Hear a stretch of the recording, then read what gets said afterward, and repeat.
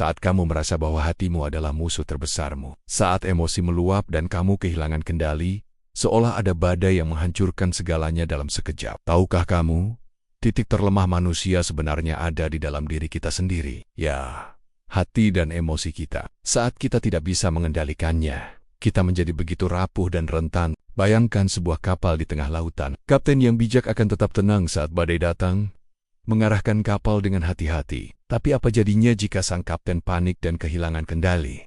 Kapal itu bisa tenggelam, bukan?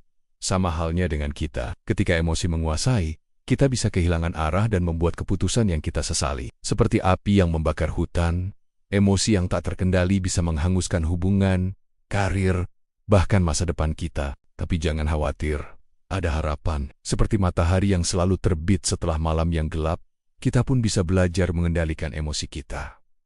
Langkah pertama adalah sadari bahwa emosi itu seperti ombak di laut. Kadang lautan itu tenang, kadang bergelora. Tapi ingatlah bahwa kita adalah kapal, bukan ombak. Kita bisa memilih untuk tetap teguh, meski diterpa badai emosi. Lalu, belajarlah untuk berhenti sejenak. Saat emosi mulai meninggi, tarik nafas dalam-dalam. Rasakan udara memenuhi paru-parumu. Bayangkan kamu sedang menarik benang kusut, pelan-pelan dengan sabar, tanpa terburu-buru. Ingatlah, mengendalikan emosi bukan berarti menekannya. Justru, kita perlu mengakui dan menerimanya. Seperti seorang ibu yang dengan lembut menenangkan anaknya yang sedang marah, begitulah kita memperlakukan emosi kita. Tanyakan pada dirimu, mengapa aku merasa seperti ini? Jangan menghakimi perasaanmu. Terima saja, lalu coba pahami. Ini seperti menyalakan lampu di ruangan gelap. Tiba-tiba, kamu bisa melihat dengan lebih jelas. Sekarang, mari kita bicara tentang kekuatan pilihan. Kamu mungkin tidak bisa memilih emosimu, tapi kamu selalu bisa memilih responmu. Ini seperti memiliki remote control untuk dirimu sendiri. Kamu bisa memilih untuk menekan tombol tenang alih-alih tombol marah. Bayangkan kamu sedang berdiri di tepi jurang. Di depanmu ada jembatan rapuh yang menuju ke sisi lain. Emosi yang tak terkendali seperti angin kencang yang bisa menggoyahkanmu. Tapi dengan ketenangan dan fokus, kamu bisa melangkah perlahan namun pasti ke sisi yang aman. Kamu tahu, orang-orang hebat dalam sejarah bukanlah mereka yang tidak pernah marah atau sedih. Mereka adalah orang-orang yang bisa mengendalikan emosinya, menggunakannya sebagai bahan bakar untuk mencapai tujuan mereka. Coba ingat-ingat, pernahkah kamu membuat keputusan saat sedang emosi? Bagaimana hasilnya? Mungkin kamu menyesalinya kemudian, tapi itu bukan akhir cerita. Itu adalah pelajaran berharga. Sekarang, mari kita bicara tentang latihan. Mengendalikan emosi itu seperti melatih otot. Semakin sering kamu berlatih, semakin kuat kamu menjadi. Mulailah dari hal-hal kecil. Saat terjebak macet, alih-alih marah-marah, coba bernyanyi atau mendengarkan podcast favoritmu. Atau saat seseorang mengkritikmu, alih-alih langsung membela diri, coba dengarkan dulu. Tarik nafas, hitung sampai 10 dalam hati. Lalu responlah dengan tenang. Kamu akan terkejut betapa bedanya hasilnya. Ingatlah, emosi itu seperti api, bisa menghangatkan, tapi juga bisa membakar. Tugas kita adalah menjadi penguasa api itu, bukan budaknya. Kamu mungkin bertanya-tanya, apa hubungannya semua ini dengan kehidupanku sehari-hari? Jawabannya, segalanya. Coba bayangkan, bagaimana rasanya jika kamu bisa tetap tenang saat bosmu marah-marah?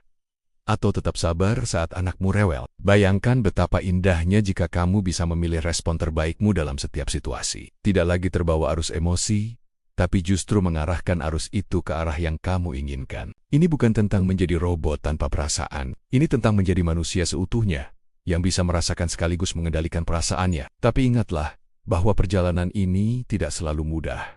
Ada hari-hari di mana kamu merasa gagal. Saat itu terjadi, jangan keras pada dirimu sendiri. Bersikaplah lembut, seperti kamu akan bersikap pada sahabat terbaikmu. Setiap kegagalan adalah kesempatan untuk belajar. Seperti seorang anak yang belajar berjalan, kamu mungkin akan jatuh berkali-kali. Tapi setiap kali jatuh, kamu akan bangkit lebih kuat. Kamu tahu, ada sebuah kisah tentang dua serigala yang bertarung dalam diri setiap manusia. Satu serigala mewakili kemarahan, iri hati, kesedihan, penyesalan, keserakahan, arogansi, rasa bersalah, inferioritas, kebohongan, kebanggaan palsu, superioritas, dan ego. Yang lainnya mewakili kegembiraan, kedamaian, cinta, harapan, ketenangan, kerendahan hati, kebaikan, kebajikan, empati, kemurahan hati, kebenaran, belas kasihan, dan iman. Serigala mana yang menang? Jawabannya sederhana, yang kamu beri makan. Jadi, Mulai hari ini,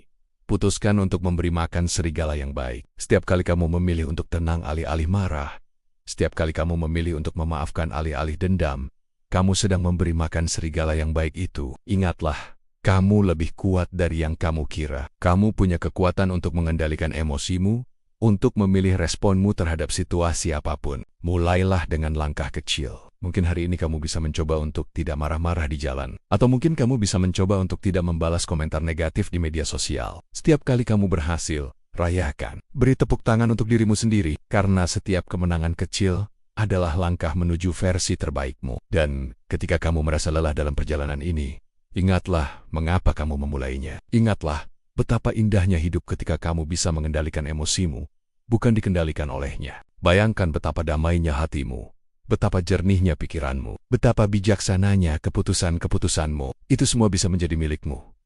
Jadi, apakah kamu siap untuk memulai perjalanan ini? Apakah kamu siap untuk menjadi kapten bagi kapalmu sendiri, mengarungi lautan emosi dengan tenang dan bijaksana? Ingatlah, kamu tidak sendiri dalam perjalanan ini. Ada banyak orang yang juga sedang berjuang sepertimu. Mungkin di antara mereka ada temanmu, keluargamu, atau bahkan orang yang baru kamu temui hari ini. Bagaimana kalau kita saling mendukung? Bagikan pengalamanmu di kolom komentar. Ceritakan bagaimana kamu mengatasi emosi yang sulit.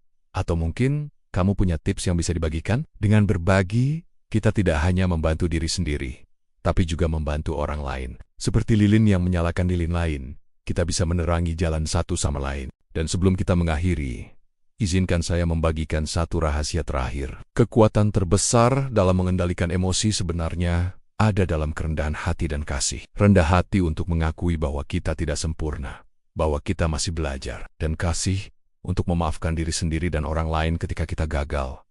Jadi, mulai hari ini, berjanjilah pada dirimu sendiri. Janji untuk selalu berusaha, untuk tidak menyerah, untuk terus belajar mengendalikan emosimu. Karena ketika kamu bisa mengendalikan emosimu, kamu bisa mengendalikan hidupmu. Dan ketika kamu bisa mengendalikan hidupmu, tidak ada yang tidak mungkin bagimu. Ingatlah, kamu adalah penulis cerita hidupmu sendiri. Emosi mungkin memberikan warna, tapi kamulah yang memegang kuas. Jadi, lukislah hidupmu dengan indah. Akhirnya, jika video ini memberimu inspirasi, jangan lupa untuk like, subscribe, dan share. Karena dengan berbagi, kita bisa membantu lebih banyak orang untuk mengendalikan emosi mereka dan hidup lebih baik. Sampai jumpa di video berikutnya. Tetap semangat, tetap positif, dan ingatlah bahwa kamu lebih kuat dari yang kamu kira.